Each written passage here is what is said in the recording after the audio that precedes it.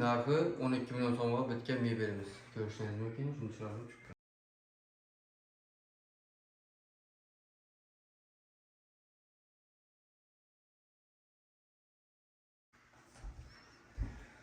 Assalomu alaykum hammaga.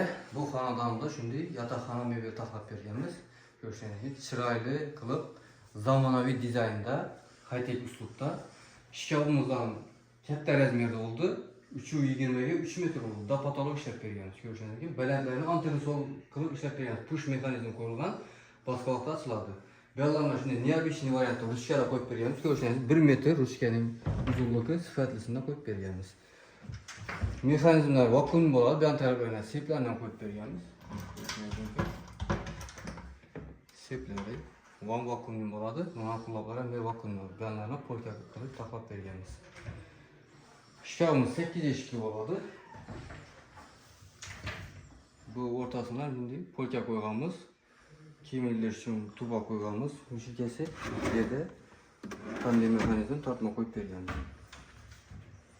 Bu bo'lagina mujizli tarafı yana chalg'orilishlar uchun shunday mexanizm o'rnatilgan dedik. O'shandagi vakuum bo'ladi.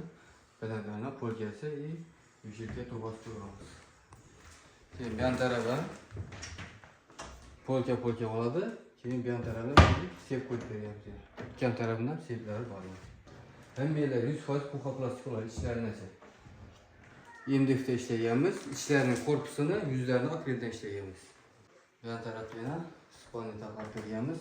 Spanimiz teyna mexanizm qo'yilgan, ochiladi, teylarni foydalansa bo'ladi. Keyin bu tarafida shuni tonishga qo'shib berganmiz.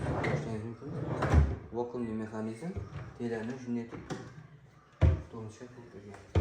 Yan tarafından bo'ladi. Yan tarafimizda esa shunday neobычный variantda yana turma taxlab berganmiz. Kitobma qo'yganmiz. Bu tarafdan shunday deb barqni tovarlarni plate qo'yib berganmiz. Ishlarni xil bo'ladi. Keyin bu yerda oyna qo'yib berganmiz. Oynasi ham 3 xil variantda yanadi. Biraz tok kelmagan ekan. Keyin bu yerda yana pushiklar ham bor. O'zida chiroyli. Mebel shunday bo'lib chiroyli bo'lib chiqqan. Mebelimizga 1 yil garantiya beramiz. Servis xizmatimiz bor o'zimizda. Quloqlar buzilsa ya bir yerinde bir chiqsa o'zimiz kelib 1 yil davomida o'zimiz servis xizmatlarimiz ham bor.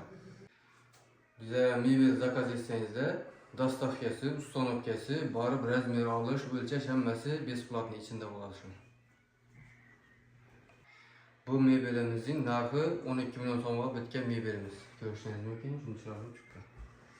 Kimga shunday xizmatlar kerak bo'lsa o'zlarimizdan murojaat etamiz.